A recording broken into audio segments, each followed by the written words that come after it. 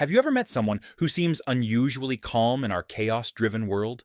Someone who doesn't frantically check their phone every 5 seconds or rush to fill every silence with noise? There's a reason for that, and it has everything to do with timing. People born in the 1990s occupy a psychological space no other generation truly understands. They're not fully analog, yet not entirely digital. They're bridge builders between two incompatible worlds. And that position has fundamentally rewired their nervous systems.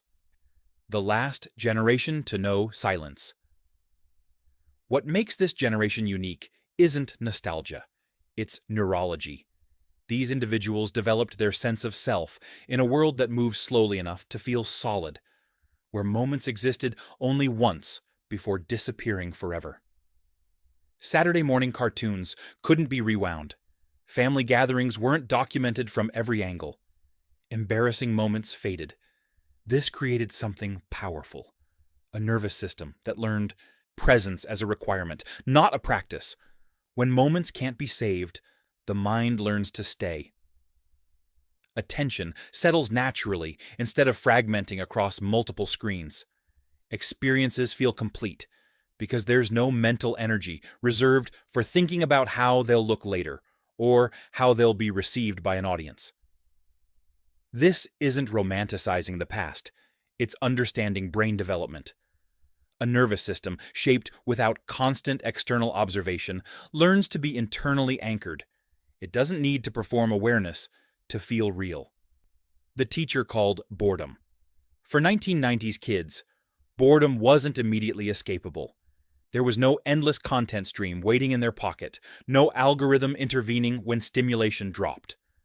When boredom appeared, it stayed, forcing a crucial choice: remain uncomfortable or create something from the space. This trains more than creativity. It trained emotional self-regulation. When nothing distracts you, your nervous system learns to settle itself. It discovers that discomfort rises, peaks, and fades without requiring immediate relief. This becomes the foundation for being alone without panic, waiting without agitation, and feeling restless without needing to numb it. This is why many from this generation don't fear quiet the way others do. Silence doesn't signal emptiness. It signals possibility. They learned that when the outside world goes still, the inside world wakes up. Delayed gratification as neural training. Waiting was embedded in daily life. You waited for movies to arrive at the video store. You saved allowance money for months to buy a single CD. Desire didn't lead directly to fulfillment. Time sat in between.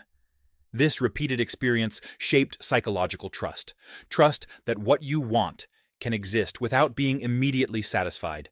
That anticipation deepens rather than destroys desire. When rewards arrive after effort and time, the brain learns that waiting is survivable and even meaningful. In adulthood, this manifests as emotional patience. People shaped this way approach goals differently. They tolerate the middle phase, where progress feels slow and invisible. In relationships, they don't rush connection or force intensity. They allow bonds to form gradually, without constant reassurance. A culture built around immediacy trains the nervous system to equate delay with loss. For those raised earlier, waiting never meant absence. It meant process, the psychological cost of being a bridge. This generation didn't just adapt to change. They witnessed the exact moment it happened. They remember when being unreachable was normal, when privacy was a default rather than a setting to manage. Then those rules dissolved. Messages became instant. Availability became expected. Silence started feeling suspicious. This transition occurred while their identity was still forming, creating unique psychological tension.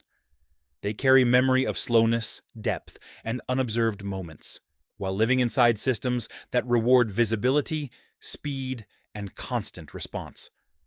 Moving between these worlds requires ongoing adjustment, often without language to explain the strain.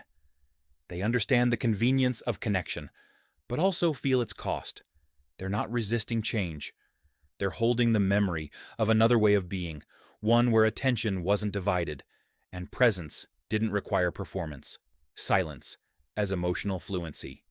One of their most misunderstood traits is their relationship with silence. From the outside, it looks like distance, a pause before responding, comfort with conversational gaps, lack of urgency to fill every moment with words.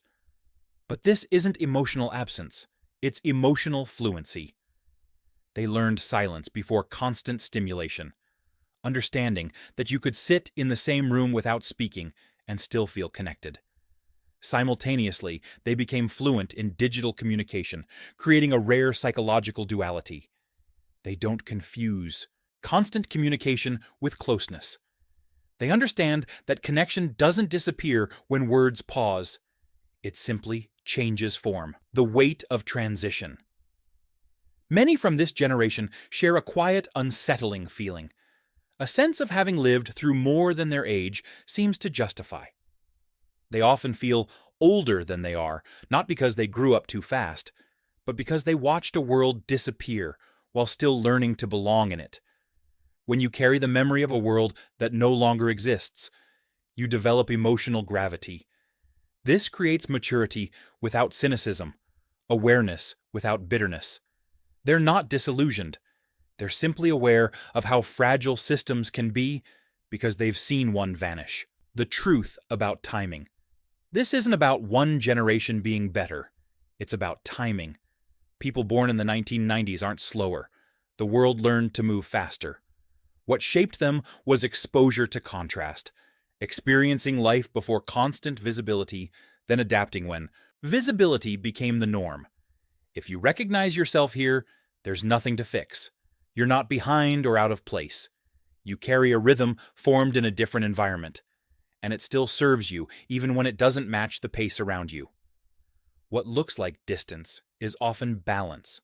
What looks like slowness is often steadiness. And in a world that rarely pauses, that might be exactly what we need.